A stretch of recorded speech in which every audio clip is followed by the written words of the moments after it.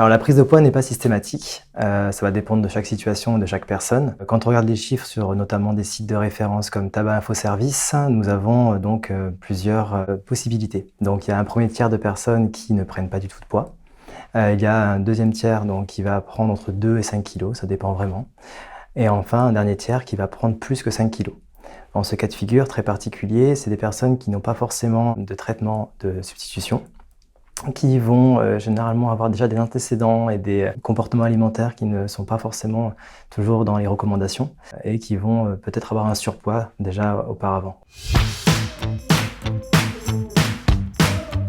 Avant tout, j'aimerais bien que l'on redéfinisse le mot régime, car aujourd'hui, à tort, il est utilisé uniquement pour des régimes restrictifs, alors que finalement, un régime alimentaire, c'est appliquer des conseils au quotidien pour tendre vers son objectif.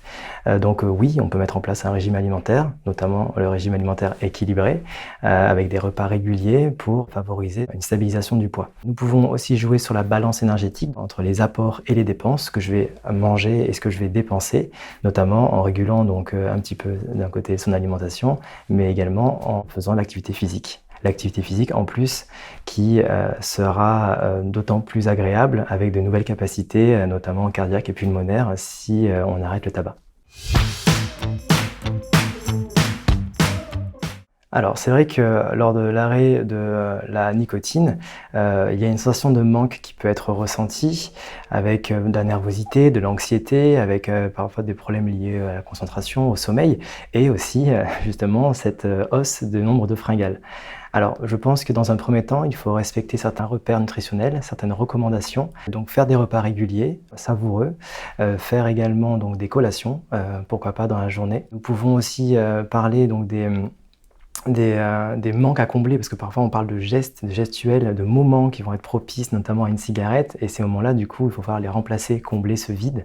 Et donc finalement, ça peut être une solution de réguler son alimentation en récupérant cette notion de plaisir. Sachant qu'en plus, on peut retrouver de l'odorat, on peut retrouver aussi le goût qui sont vraiment essentiels dans ce plaisir-là. Alors, il est généralement conseillé d'avoir un traitement de substitution en parallèle, pour aider à l'arrêt du tabac. En effet, la nicotine, qui n'est plus présente, en tout cas moins présente, peut avoir notamment comme répercussion un effet de manque. Cette nicotine qui va être en diminution. Et généralement, on peut avoir par compensation des comportements, des pulsions alimentaires et aller vers le grignotage. Et donc, finalement, ce traitement de substitution permettrait de réguler ces pulsions-là.